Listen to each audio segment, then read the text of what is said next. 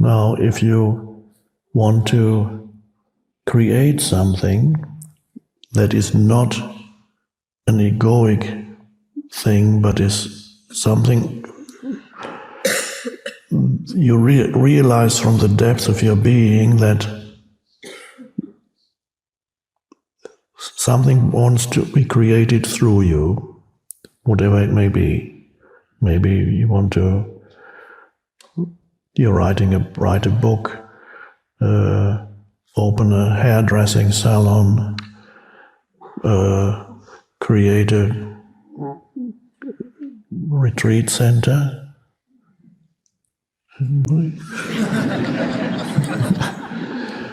Or a conscious business, or whatever you want to create, and the vision comes to you. Or you may want to create it's not necessarily selfish, a better place to live, a place that is externally more peaceful than where you're now, or warmer.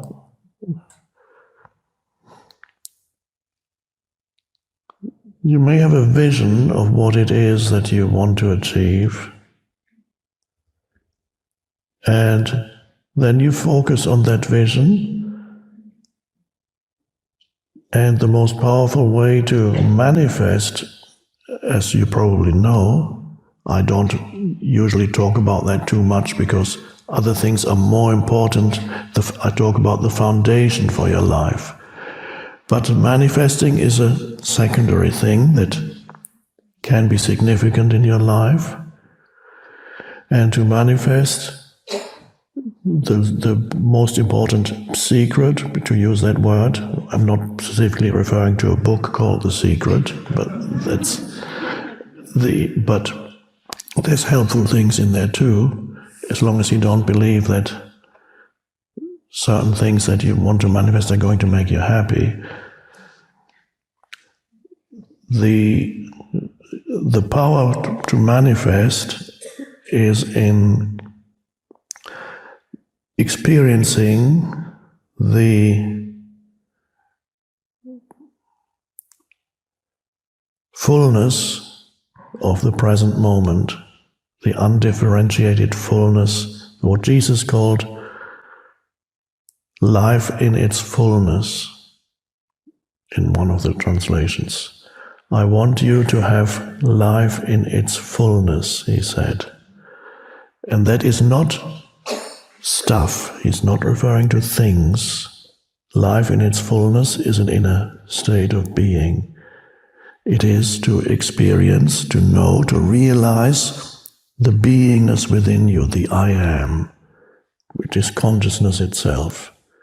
That is life. That is the fullness of life in the words of Jesus. The fullness of life is to realize that, so that once you realize that, and it is consciousness, you know yourself as consciousness. Once you know that, then no future moment can possibly be better. Anything that can happen in the future is an adding on to. So if you bring together, if you have a vision in your mind of what it is you want to achieve or create or manifest, and you bring this vision into this sense of still fullness that you sense now, and you bring that together, that is the most powerful creative tool. The way that it's usually expressed, Jesus expressed it too. He said, when you pray for something, believe that you already have it. But I think he probably used actually slightly different words, but that's how it was written down. He's probably said, feel that you already have it. Whatever it is that you want to have, that you think is going to be, you need to feel already the feeling that you. Now, how do you do that? By feeling that which is beyond the world of phenomena, out of which everything arises, which is consciousness. So when you know yourself as consciousness, that's already the fulfillment. Let's say even an insignificant thing, let's say you want to have a nice house. Let's just say, if I had a nice house out in nature, then I would be really happy. I want to have a nice house in nature next to a little forest, and then there's a lake there, and I can walk to the lake, and then how would you feel? Okay, I would feel exactly the way I'm feeling now.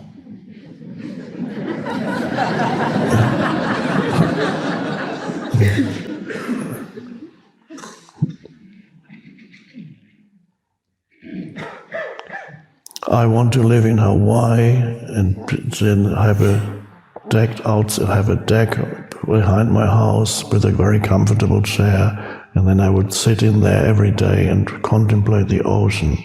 Well, good luck. How would you feel? What would you feel? I would feel the fullness of life. Okay? And you can't feel it now. No, why can't you feel it now? Because I'm not sitting in this deck chair and I'm not looking at the ocean and it's not sunny. That's why I can't feel and I don't have a house behind me that I say is mine, so I can't feel the fullness of life now. Okay, then do you think you're going to feel it when you finally sit in the deck chair? No. If you can't feel it now, you can't feel it then, because you will be again dissatisfied in your deck chair behind the house, because you will get very bored and stung by mosquitoes.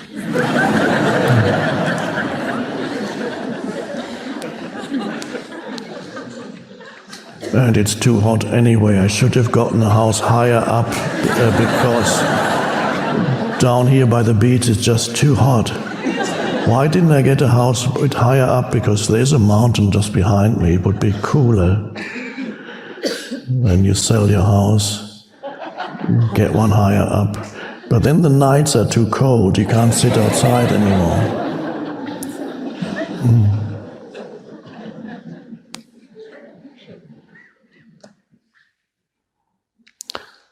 If you cannot feel the fullness of life on your bicycle and enjoy that moment tremendously of being on your bicycle, you will not feel the fullness of life when you're sitting in your Rolls Royce or Bentley or Ferrari Testarossa.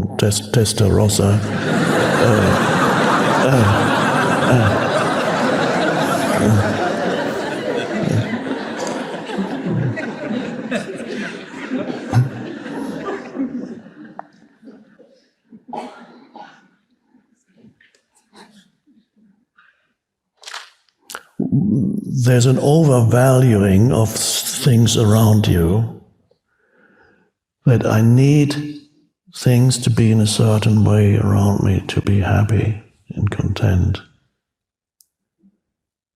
That doesn't mean that you cannot change the environment around you. You can take steps towards changing it, because you may have certain preferences. That's fine. Everybody has a preference. There's some spiritual teachers who say, I don't know who, I can't remember, but there are some who say, I have no preference. Well, they live somewhere, but not somewhere else. So you must have a preference for being there, unless somebody picks them up and puts them somewhere. So you can have a preference for living here rather than there. Yes, this country rather than that country. But while you're not there, you can be in touch with the fullness of life within yourself now. And then it's much more likely that your external surroundings will reflect your state of consciousness.